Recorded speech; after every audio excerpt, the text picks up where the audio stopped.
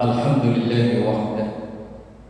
Summa salatu wassalamu ala rasulillah Sayyidina Maulana Muhammad bin Abdillah wa ala alihi wa ashabihi wa man tabi'ahum bi ihsan ila yaumil qiyamah. Subhanaka la ilma lana illa ma 'allamtana innaka antal alimul hakim. Rabbi shrah li sadri wa yassir li amri wa hlul 'uqdatam min lisani yafqahu qawli waj'al li waziran min ahli. Amma ba'd. Hadratul ulama wal qurama wa hadratul jamaah musalla al-muhajirin yang semoga kita semua diberkahi, diridhoi dan dikaruniai sehat afiat, panjang umur dalam taat ibadah kepada Allah Subhanahu wa taala. Alhamdulillahirabbil alamin. Mari bersama mengawali dengan mendoakan kedua orang tua kita, guru-guru kita, para pendahulu kita, semua orang yang berjasa berbuat baik kepada kita, terlebih yang telah memperjuangkan berdirinya musalla dan majelis taklim al-muhajirin ini.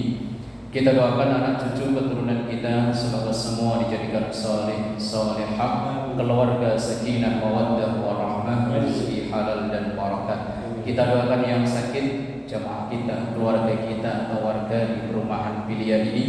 Kita doakan yang sakit semoga segera diangkat penyakitnya, diberi sehat afiat. Ala hadhihi wa ila hadratin Nabi Mustafa Muhammadin sallallahu alaihi wasallam. Syirbillahi lahum al-Fatihah. A'udzu billahi minasy syaithanir rajim. Bismillahirrahmanirrahim. Alhamdulillahi rabbil alamin arrahmanir rahim maliki yaumiddin. Iyyaka na'budu wa iyyaka nasta'in. Ihdinas siratal mustaqim. Siratal ladzina an'amta 'alaihim ghairil maghdubi 'alaihim waladdallin. Jemaah yang dimuliakan Allah, hari ini kita berada di pertengahan bulan Rabiul Awal atau yang masyhur dengan bulan Maulid, bulan dilahirkannya Nabi kita Muhammad sallallahu alaihi wasallam.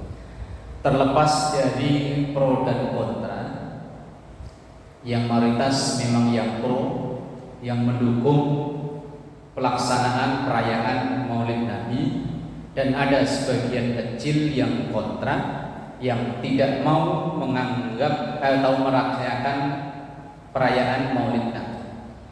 Masing-masing punya alasan, masing-masing punya dasar. Bagi kita yang merayakan Maulid, dikasih berbagai macam alasan pun dia tetap merayakan Maulid. Tapi bagi yang tidak doyan, biar dikasih berjuta alasan pun dia sama, enggak doyan. Wis masing-masing, masuk perseteruan tiap tahun, perseteruan tahunan. Di kita ini ada permusuhan 5 tahunan, pilihan presiden, pilihan DPR, musuhan 5 tahunan. Ada yang musuhan 3 tahunan, pilihan RT RW. 3 tahunan ya? RT RW 6 tahun sekarang. Oh agak lamaan, 6 tahun malurah. Ada perseteruan tahunan kalau menjelang musim Maulid. Mosok berantem, ya wis lah ya. Yang terpenting bagi kita adalah bagaimana kita mensyukuri kita ini dilahirkan di masa atau menjadi umat Nabi Muhammad sallallahu alaihi wasallam. Kalau kita baca dalam tulisan para ulama betapa beratnya menjadi umat yang terdahulu. Dalam kitab Tanbihul Ghafilin, penulis kitab mengutip ada makalah atau ucapan para umat atau bahkan nabi terdahulu yang dalam tanda kutip bahasanya ngiri betapa enaknya menjadi umat Nabi Muhammad sallallahu alaihi wasallam. Di antaranya yang saya kutipkan dalam kitab Tanbihul Ghafilin yang ditulis oleh Syekh Abu Nasir bin Muhammad bin Ibrahim As-Samarqandi. Wa dzukira anna Adam alaihi salam qala, dan disebutkan bahwa Nabi Adam alaihi salatu wasallam berkata, innallaha ta'ala a'ta ummata Muhammadin arba'a karomatin. Sesungguhnya Allah Subhanahu wa taala memberikan kepada umat Nabi Muhammad arba'a karomatin, 4 keistimewaan. Ma'ataniha, dan itu tidak diberikan kepada saya. Saya itu maksudnya Nabi Adam alaihissalam. Yang pertama, 4 keistimewaan yang diberikan oleh Allah kepada umat Nabi Muhammad dan tidak diberikan kepada Nabi Adam. Padahal ini seorang nabi manusia pertama. Anna qabula taubatika Nabi Makkah wa ummatu Muhammadin yatubuna fi kulli makanin fayataqabbalullahu taubatuhum. Anna qabula taubati, bahwa sesungguhnya taubatku, kata Nabi Adam, kana bi Makkah, itu diijabah atau diampuni oleh Allah hanya di Makkah. Dalam kalimat istighfarnya Nabi Adam alaihissalam, Rabbana zalamna anfusana wa illam taghfir lana wa tarhamna lanakunanna minal khasirin. Puluhan tahun beliau beristighfar, nyampai ke Mekah baru diampuni taubatnya. Wa ummatu Muhammadin, sedangkan umat Nabi Muhammad sallallahu alaihi wasallam, yatubuna fi kulli makan, boleh dan bisa bertaubat di mana saja. Enggak harus ke Mekah. Di musola boleh, di pos gerdu ya boleh, pasar boleh, di sekolah boleh, di tempat kerja boleh, di mana saja. Fayataqabbalallahu taubatuhum, dan Allah menerima taubat umat Nabi Muhammad sallallahu alaihi wasallam. Umat terdahulu ada tempat khusus untuk taubat. Bahkan untuk ibadah juga sama. Dalam tulisan Khasa'is Ummati Muhammadiyah yang ditulis oleh Syekh Muhammad Alwi Al-Maliki, beliau mengutip bahwa kalau umat terdahulu ibadah taubat itu harus di tempat-tempat tertentu, tempat-tempat yang telah disediakan. Tapi kalau umat Islam mau ibadah di mana saja boleh. Sholat di mana saja boleh, asal tempat itu suci, tempat itu memenuhi syarat, di mana saja boleh. Cuma kadang ada sebagian kita umat Islam yang merepotkan diri, membatasi diri. Sholat kalau nggak di masjidnya nggak mau. Pernah dengar Pak? Bahkan konon katanya kalau ada orang lain masuk ke masjidnya dipel. Konon katanya, wallahu alam, saya belum pernah lihat sendiri masalahnya, hanya cerita orang-orang. Dan mereka dibiar dimanapun, kalau mau sholat itu pulang ke masjid yang tanda kutip miliknya dia. Kalau di masjid di mana dia ketemu nggak mau. Ini kan repotin diri namanya. Dan coba seandainya kalau Pak Ketua kok begitu, rumahnya di sini, kerjanya di mana? Kemayoran atau di mana? Tanah Abang. Coba kalau mau sholat zuhur pulang lagi, sholat asar pulang lagi, dipecat sama mandor. Pak Haji ini yang kerja di Priok, umpama meyakini bahwa sholat yang sah hanya di sini, zuhur pulang, asar pulang, maghrib pulang lagi. Kan nyampe-nyampein diri. Umat Nabi Muhammad ini udah diberi keleluasaan, udah diberi kelonggaran, mau ibadah dimanapun, mau tobat dimanapun, asal itu suci silahkan. Lah ini ada yang membatasi diri, kan namanya merepotkan diri sendiri. Itu yang pertama, bahwa Nabi Adam alaihissalam taubatnya diterima ketika sudah nyampe ke Mekah.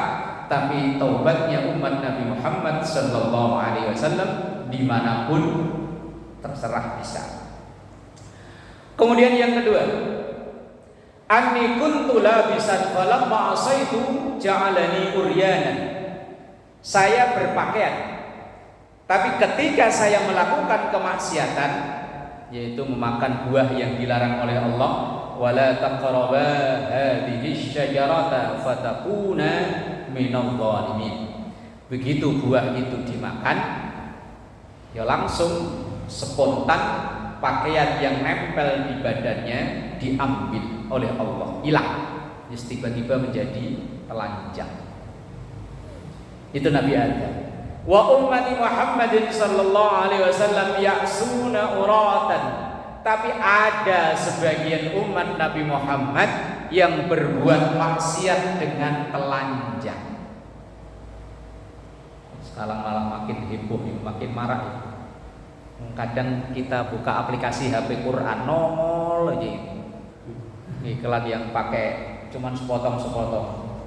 Ya kan, kadang saya nyari aplikasi apa gitu, iklannya itu begitu, pasang 8888.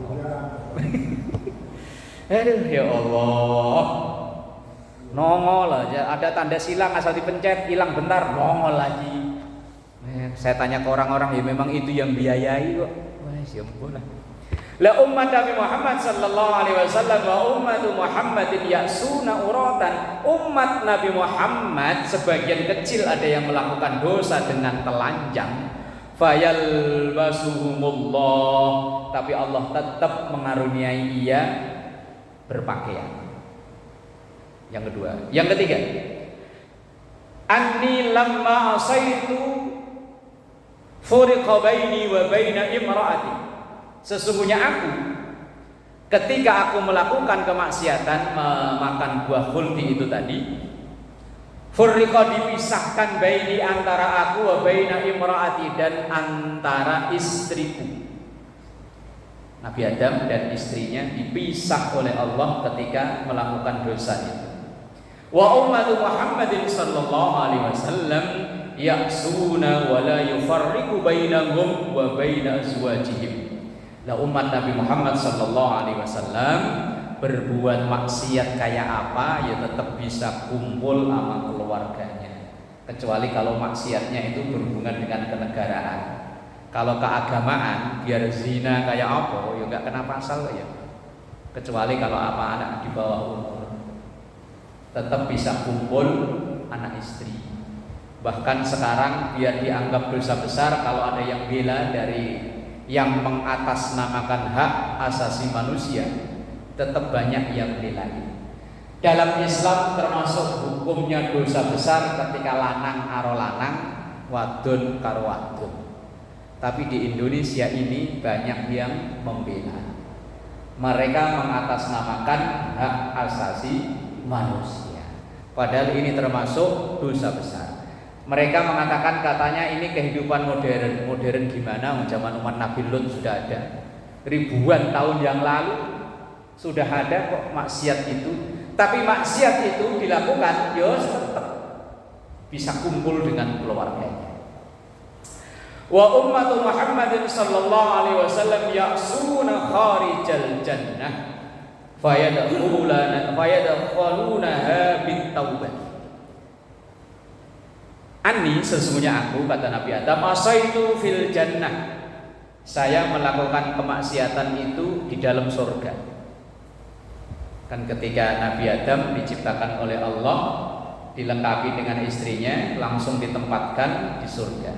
Semuanya boleh dinikmati, semuanya boleh dimakan, kecuali satu.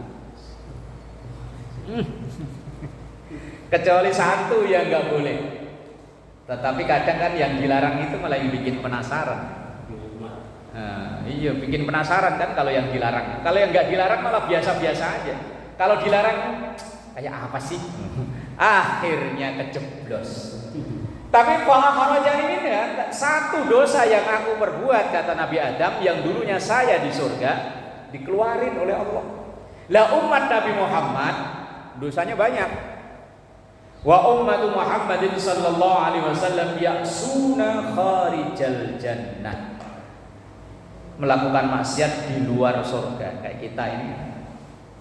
Tetapi fayadkhulunaha bit-taubati, Allah akan memasukkan ke dalam surganya asal bit-taubati, sebelum ajal menjemput dia taubat.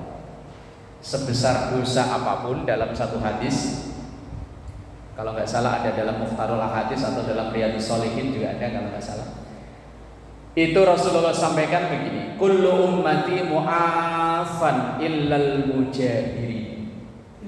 Bukan muhajirin, mujahirin. Kullu ummati, setiap umatku yang melakukan dosa mu'afan, berpotensi dimaafkan. Illal mujahir. Bukan mujahir, mujahir. Mujahir kalau satu, kalau jamak mujahirin, bukan muhajirin ya, hurufnya kebalik dikit. Semua orang yang dosa berpotensi mu'afan, diampuni oleh Allah, illal mujahirin, kecuali orang-orang yang mempublikasikan dosanya. Jadi kita kalau punya kesalahan dosa di masa lalu jangan dipublikasikan, jangan dicerita-ceritakan. Udah cukup disimpan buat kita aja. Apalagi diceritain ke anak, lebih bahaya, Pak. Misalnya dulu kita hobi masang judi kelupuk yang pakai batok klopoy. Apa kupluk? Dadu. Dulu misalnya waktu mudanya demen begituan. Lah kita bangga ceritain ke anak. Kata anak, saya mah udah nggak ada, Pak, ada slot sekarang ini. Slot ya namanya ya, Dewa Zeus. Saya tanya ke orang-orang katanya ada Dewa Zeus slot, sombong. Lah kalau anak misalnya kalau diomelin, bapak aja begitu. Iya, misalnya dulu bapaknya playboy, setiap RT punya pacar. Lah anaknya pacaran diomelin, ya kata bapak dulu, bapak cerita gitu katanya tiap RT punya pacar. Bahaya. Ini kadang memang ada orang dosa itu malah bangga loh. Misalnya ada anak-anak muda pinggir jalan pada mabuk. Lu baru minum gelas kecil itu apa namanya? Sloki. Baru sesloki aja udah miring. Saya dong. Apa nyungsep ke got dulu. 3 krat saya tuntasin. Ini kan, tapi saya udah berhenti. Walaupun berhenti tapi ceritain itu sebetulnya malah gak boleh loh. Dalam hadis ini dikatakan kullu ummati mu'afan illal mujahirin. Setiap umatku itu berpotensi diampuni segala kesalahannya asal dia mau nutup dalam-dalam dosanya itu. Ini kadang malah bangga dosanya dicerita-ceritain, malah bahaya ya. Lu baru pasang begitu aja udah. Sampai rumah mak sertifikat saya jual. Itu mujahir namanya. Mujahir itu orang yang bangga dengan dosanya, atau dosanya dicerita-ceritain asal ketemu orang cerita, saya dulu kalau lagi mabuk. Jangan diceritain, Pak, pokoknya disimpan. Kalau bisa pokoknya dikubur sedalam-dalam. Jangan sampai dicerita-ceritakan, apalagi ke keluarga dekat, apalagi Pak Guru misalnya cerita ke murid-muridnya. Wah, tambah bahaya lagi. Pak Guru aja dulu begitu, nyolong jambu. Lah muridnya ya bukan jambunya dicolong, kebunnya. Sertifikatnya tahu-tahu pindah. Lah Nabi Adam alaihissalam ketika ia melakukan satu dosa, saat itu dia berada di dalam surganya Allah. Tapi umat Nabi Muhammad melakukan banyak dosa di luar surga, tapi ada harapan akan dimasukkan ke surganya Allah asal bin taubati, dengan taubat. Dan cara taubat diantaranya adalah dengan tidak menceritakan atau mempublikasikan kesalahan atau dosa-dosanya di masa lalu. Nah ini yang disampaikan oleh Syekh Abu Nasir bin Muhammad bin Ibrahim As-Samarqandi dalam tulisannya Tanbihul Ghafilin. Sementara dalam kitab lain dari kitab Khosais Ummati Muhammadiyah, istimewanya menjadi umat Nabi Muhammad sallallahu alaihi wasallam. Di antaranya adalah kalau umat yang terdahulu, ini bagi wanita ini sebetulnya, adamu mu'akalatil haidi. Umat terdahulu itu apabila ada keluarganya wanita yang haid, maka tidak boleh kumpul satu rumah dengan keluarga yang lain. Jadi kalau bahasa kasarnya mah dibikinin kandang di belakang. Ya kalau zaman Covid dulu apa namanya, diisolasi. Diisolasi. Nanti kalau haidnya udah selesai dah baru masuk ke rumah. Enggak boleh kumpul bareng. Wa dzalika annal yahuda kanu idza hadatil mar'atu fihim lam yu'akiluha wa lam yukhalituha wa lam yusakinuha fi baitin wahidin. Dulu umat yang terdahulu ketika wanita haid lam yu'akiluha, mereka enggak boleh makan bareng dengan keluarganya. Wa lam yukhalituha, enggak boleh tinggal bareng, kumpul-kumpul bareng dengan keluarganya. Wa lam yusakinuha, dan juga enggak boleh tinggal serumah dengan keluarganya, dengan suaminya. Berarti kan ya diungsiin ya. Ya mungkin kalau bahasa kasarnya kandangin itu tadi. Tapi umat Nabi Muhammad sallallahu alaihi wasallam yang terlarang hanya beberapa hal yang disebutkan dalam kalau kita ngaji fikih. Hubungan suami istri, sholat, membaca mushaf, megang mushaf yang tidak diperbolehkan. Tapi yang lain-lain masih boleh. Kemudian yang selanjutnya ini yang lebih sadis nih, qatlun nafsi bin taubat. Cara taubat dari dosa besar umat terdahulu adalah dengan cara bunuh diri. Kayak film-film Jepang nih. Apa namanya yang bawa samurai panjang-panjang itu? Apa sih namanya itu? Harakiri. Enggak, yang mafia-mafia Jepang itu. Yakuza. Oh ya, asal tugas gagal kan bunuh diri. Lah umat Nabi terdahulu ya begitu, Pak. Ini diceritakan di awal-awal Al-Baqarah itu. Nabi Musa alaihissalam ketika beliau akan khalwat selama 40 hari. Ini umat santri-santrinya kan dititipkan ke Nabi Harun. Nabi Harun itu saudara sepupu. Dan Nabi Harun itu menjadi nabi juga yang mengajukan proposal Nabi Musa. Maka kalau sekarang ada saudara kok kerjanya dibawa sama saudaranya, itu udah ada sanadnya. Nabi Harun itu jadi nabi. Itu yang mohon Nabi Musa supaya diterima dalam doa yang kalau saya biasanya kalau mau ngaji biasanya doa itu saya baca. Yang itu loh, Rabbi shrah li sadri wa yassir li amri wahlul 'uqdatam min lisani yafqahu qawli waj'al li waziran min ahli. Waj'al li, dan jadikanlah untukku waziran, asisten, min ahli, dari keluargaku. Ya Nabi Harun ya. Nabi Harun diangkat jadi nabi itu kan atas permohonan Nabi Musa, bawaan orang dalam kalau bahasa orang kerja ya. Lah ketika Nabi Musa mau khalwat, ini santri dititipin ke Nabi Harun. Nabi Harun itu lidahnya fasih, tapi orangnya kalau bahasa kita itu enggak enakan ya. Enggak enak, Nabi Harun dah dikit doang. Itu Nabi Harun berbeda jauh dengan Nabi Musa. Kalau Nabi Musa itu kalau orang Jawa bilang pelo. Apa ya, kalau ngomong R nggak bisa ya? Cadel. Lah Nabi Musa ketika masih bayi jabut jenggotnya Fir'aun marah, akhirnya dites mana bara api mana makanan. Akhirnya Musa ngambil bara api dimakan, lidahnya langsung kayak kaku gitu ya. Akhirnya cadel ngomongnya. Lah karena ngomongnya cadel, Nabi Musa itu kalau pidato ya susah dicerna. Ya mungkin kayak Habibie dulu Pak ya.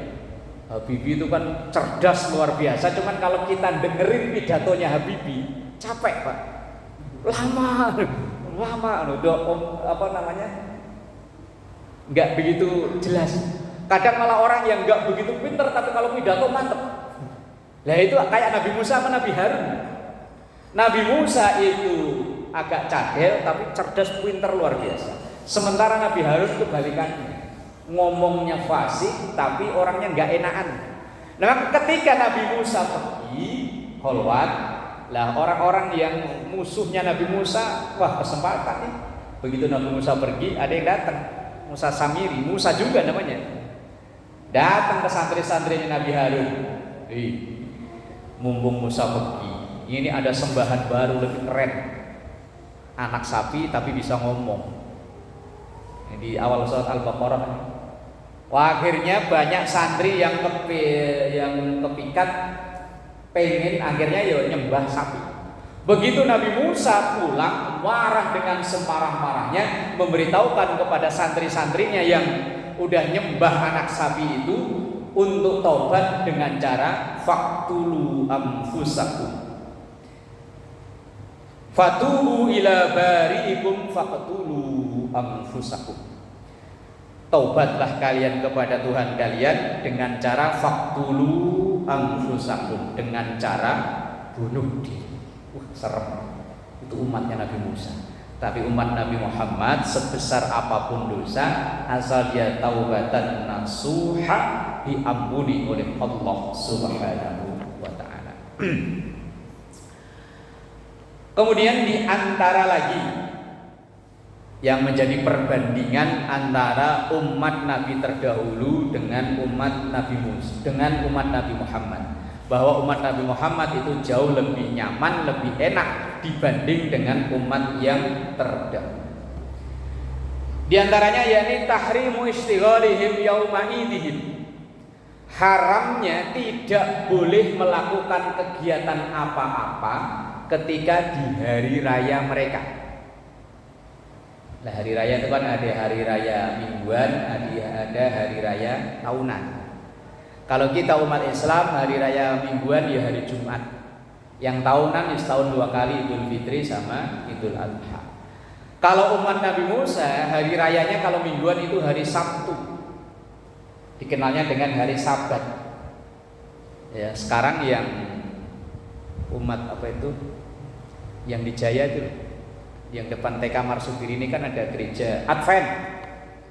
Nah, itu hari rayanya masih hari Sabat, hari Sabtu. Karena dia condongnya masih ajaran itu, walaupun dia cabang dari Kristen. Lah, umat Nabi Musa itu hari rayanya hari Sabtu. Ketika hari Sabtu full harus dihabiskan untuk ibadah, nggak boleh yang lain-lain. Lah, kalau kita kan biar hari raya ya kalau Jumat pagi ya masih kerja, 11:30 baru beres-beres sholat Jumat, 12:30 kelar, jam 1 kerja lagi. Ya kalau hari raya, tapi kalau di kita hari raya mah libur lah ya. Cuman kadang ya ada aja kok yang masih lah iya melakukan kerjaan security ya kan nggak libur ya. Pagi kadang sholat Id, habis sholat Id berangkat kerja. Diizinkan umat Nabi Muhammad SAW kalau hari Jumat pun ya diizinkan. Cuman di saat sudah masuk waktu Jumat, fa idza nudiya lis-salati fantashiru fil ardi. Gimana sih? Yang ayatnya apa? Ya ayyuhalladzina amanu idza nudiya lis-salati min yaumil jum'ati fas'au ila dzikrillahi wa dzarul bay'. Kalau memang waktu Jumat sudah mau didirikan, ya segera wa dzarul bay', tinggalkan. Di situ memang teksnya baik jual beli, tetapi konteksnya ya semua urusan keduniaan kita. Tinggalin bentar. Nanti kalau fa idza qudiyatis sholatu, kalau sholat udah selesai, fantashiru, kembali ke tempat kerja masing-masing. Itu umat Nabi Muhammad.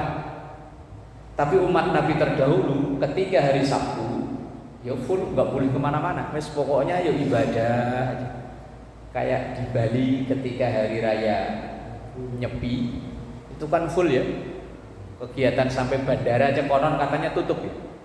Ya katanya, saya tahunya juga di TV, belum pernah lihat langsung. Ya konon bandara tutup, kegiatan yang agama-agama lain yang meyakini keyakinan agama lain cuma semua menghormati tutup. Itu agama terdahulu. Tapi umat Nabi Muhammad boleh. Lah, ini umat yang terjadi lagi pada Nabi Musa. Wa huwa yaumus sabtu idza ukhidha 'alaihimul 'ahdu wal mitsaqu bi ta'dzimi yaumis sabti. Umat Nabi Musa itu disumpah untuk mengagungkan hari Sabtu dengan ibadah seharian full. Wal qiyamu bi amrihi wa adami ishtighalihim wa amalihim fi. Dengan full ibadah tanpa atau tidak diperbolehkan melakukan kesibukan yang lain. Tapi namanya umat Nabi Musa itu ya Bani Israil kan terkenal ngeyelnya luar biasa. Ketika dilarang untuk keluar hari Sabtu, ada aja yang nyolong-nyolong keluar. Lah rata-rata umat Nabi Musa saat itu nelayan. Ada aja yang 1-2 orang, yang lain pada ke gereja, ke masjid, ke tempat ibadah mereka. ada 1-2 orang yang nyolong-nyolong, belibir berangkat mancing. Begitu dapat mancing, dapat banyak, ngomong ke teman-temannya, ikan banyak itu kalau hari Sabtu. Bener ya? Yang hobi mancingnya. Lah iya. Ini zaman Nabi Musa. Akhirnya yang lain, iya. Akhirnya kepengen, Pak. Tetapi ada yang masih takut. Wah, nanti kita dimarahi sama Nabi Musa. Akhirnya ada yang bikin akal-akalan. Gini loh, biar kita itu enggak kelihatan bolos ibadah pergi mancing, jaring pasang Jumat sore. Jumat sore masang jaring. Kan Sabtunya dia tetap ibadah, tapi Jumat sorenya masang jaring. Lah kemudian Minggu pagi diambil. Lah kata Nabi Musa, ini kurang ajar juga. Sabtu mancing sih enggak, cuman Jumat sore masang jaring. Jaring apa namanya kan buat mancingan itu kan ya. Pasang jaring, kemudian dia seharian memang ibadah, cuman kan pikirannya wah jaring saya. Begitu ketahuan Nabi Musa marah gitu. Nabi Musa ya memang sifatnya keras. Marah, begitu marah mohon pada Allah, kemudian turun ayat yang kalau bahasa kita kayak dilaknat, dikutuk. Kunu kirodatan khosiin. Kunu, jadilah kalian orang-orang yang akal-akalan tadi. Gak boleh mancing nangkep ikan hari Sabtu tapi ternyata masang jaring Jumat sore. Kunu, jadilah kalian semua kirodatan khosiin. Kirodah itu monyet. Khosiin yang hina-hina. Yang mancing hari Sabtu hati-hati. Takutnya dikutuk jadi monyet. Tapi itu dulu umat Nabi Musa, umat Nabi Muhammad asal Jumatannya udah dikerjakan, kan hari raya mingguan kan hari Jumat. Ya terserah, justru malah kalau habis Jumat kok langsung tidur malah diomelin nama ayat tuh Pak. Fa idza qudiyatis shalah, kalau sholat udah selesai, fantashiru, maka nyebarlah. Nyebarlah itu artinya lanjutkan tugasnya yang tadi. Fantashiru fil ardi wabtaghu min fadlillah. Nyebar ke muka bumi, wis carilah kemuliaan Allah, cari karunia Allah. Artinya lanjutin kerjaan yang tadi. Ini bedanya umat Nabi Muhammad dengan umat yang terdahulu.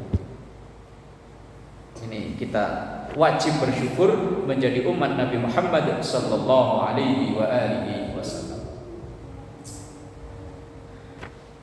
Kemudian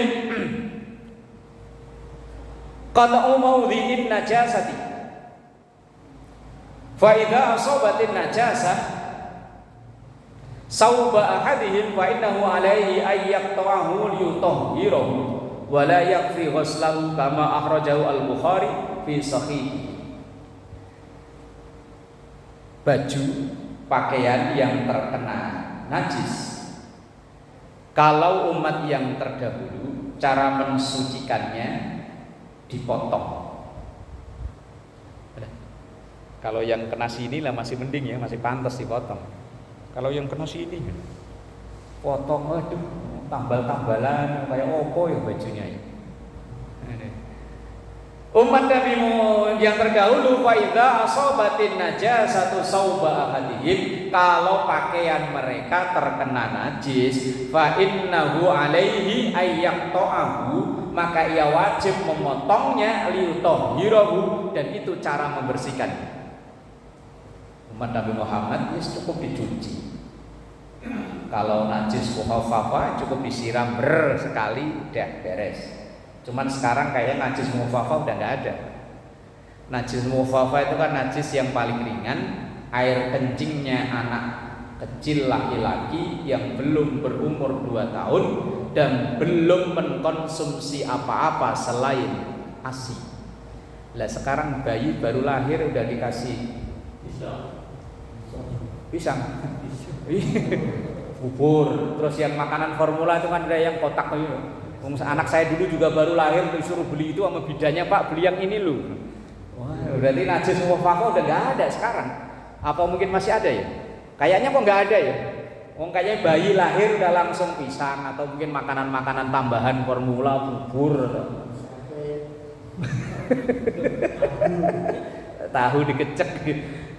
Lah kalau mughalladhah najis besar ya dicuci ulang 7 kali, salah satu dicampur pakai debu. Itu yang terberat. Selain itu ya najis semuanya mutawassithah, yang penting disiram, dicuci, asal hilang baunya, hilang warnanya, hilang rasanya, suci sudah. Bahkan ya ada najis-najis yang dimakfu, najis yang dimaafkan. Walaupun itu tetap hukumnya najis, tapi kalau terkena baju, terkena pakaian, terkena tempat, masih boleh dipakai buat sholat. Misal ya seperti bangkai binatang-binatang kecil yang di dalam tubuh binatang tersebut tidak ada sistem peredaran darah. Begitu misalnya binatang itu kok dikecek mati kok nggak ada darah, kecuali nyamuk. Kalau nyamuk kan memang darah kita yang disedot. Bahkan dalam kitab Riyadul Badi'ah itu ngasih contoh kalajengking sama kecoa. Kalau kecoa dikecek kayaknya nggak ada darah ya. Kalau kalajengking loh, udah puluhan tahun maksudnya. Dulu zaman di kampung sih masih sering, asal kerja di kebun masih sering nemu. Nggak ada ya? Nah, iya. Hewan kalau cecek ada ya? Ada. Ada ya? Ya wis.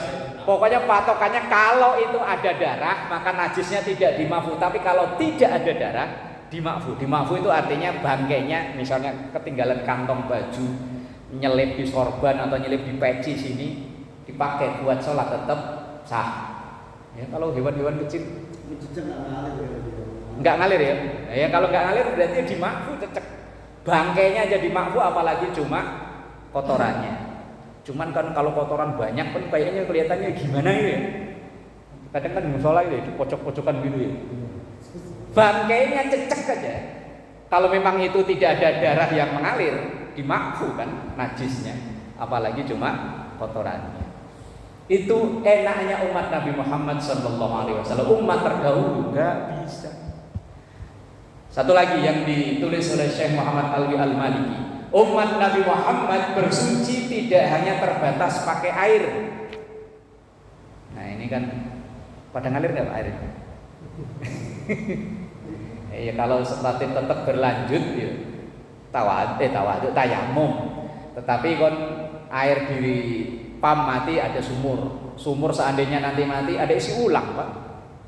Ya biar bagi rezeki lah ya isi ulang biar laris. Kayaknya kalau di kita sekarang kayak di sini kayaknya kok yo. Tadi kan lah iya kalau pam mati masih ada sumur. Seandainya sumur mati ada air isi ulang. Air ulang. Tapi kalau seandainya udah nggak ada semua ya udah tayamum. Itu enaknya umat Nabi Muhammad. Bersuci tidak hanya terbatas dengan air, tapi boleh dengan selain air. Kalau istinja ada air, kalau nggak ada air ya istijmar. Istijmar itu bersuci yang dari buang air besar atau air kecil yang menggunakan selain air. Kalau zaman dulu di kampung kalau ke sawah ya watu ya. Peper ya namanya peper kalau orang daerah saya dulu ya. Tahu kalau orang Sunda naon ya? Peper sama ya. Boleh kok. Kalau ada batu 3 ya batu 3, kalau nggak ada ya batu 1 diputer. Umat Nabi Muhammad paling enak. Ya wudu nggak ada air ya tayamum, mandi besar nggak ada air ya tayamum, tapi nggak usah kumur-kumur, nggak usah guling-gulingan, ya sama caranya. Cuman ngusap wajah sama kedua tangan. Ini beberapa hal yang ditulis oleh Syekh Muhammad Alwi Al-Maliki tentang betapa nikmatnya umat Nabi Muhammad dan betapa beratnya menjadi umat sebelum umat Nabi Muhammad sallallahu alaihi wasallam.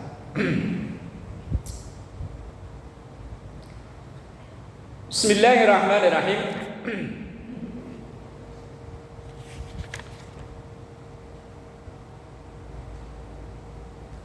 Nah, hampir sama yang tadi. Tahrimus salati alaihi illa fi mawadhi'a mahsusatin. Diharamkan ibadah. Ini bagi umat yang sebelum Nabi Muhammad. Tidak boleh atau terlarang melakukan ibadah di sembarang tempat. Tetapi umat Nabi Muhammad boleh ibadah di mana saja.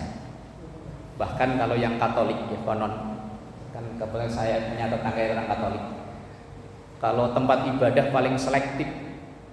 Kalau Protestan asal punya duit bikin gereja boleh, kalau Katolik ya bisa. Lah kalau umat Islam di mana aja boleh. Musola nggak sempet di rumah nggak sempet di kantor, kadang di basement, macam-macam. Orang sawah dulu ya di galengan sawah, di saung, di mana saja boleh. Apalagi di Jakarta. Kalau dulu di kampung orang sholat Jumat masih selektif. Sekampung paling hanya satu pelaksanaan sholat Jumat. Di Jakarta satu gedung 2 sholat Jumat. Polres Jakarta Utara ya. Atas bawah, yang atas buat umum, yang bawah buat tahanan. Nah kalau tahanan sholat Jumat keluar ya kabur semua. Satu gedung Pak. Padahal itu kalau kita ngaji kitab fikih klasik nggak diperbolehkan. Tapi kenyataannya kondisinya begitu gimana? Kalau cuma hanya satu yang di bawah, nanti ya napi ikut kelaran sholat Jumat ya nyamar ya, ikut keluar. Lah kalau sholatnya keluar ya repot. Kalau nggak difasilitasi ya dosa juga. Ya ad-darurat tubihul mahdhurat. Sesuatu yang terlarang, yang tidak boleh, tapi kalau keadaannya memang darurat, terpaksa ya berubah menjadi boleh. Wallahu a'lam bishawab. Jamnya enggak kelihatan ya? 57. Bisa 57. Ayo baru Isya. Al-Fatihah. A'udzu billahi minasyaitonir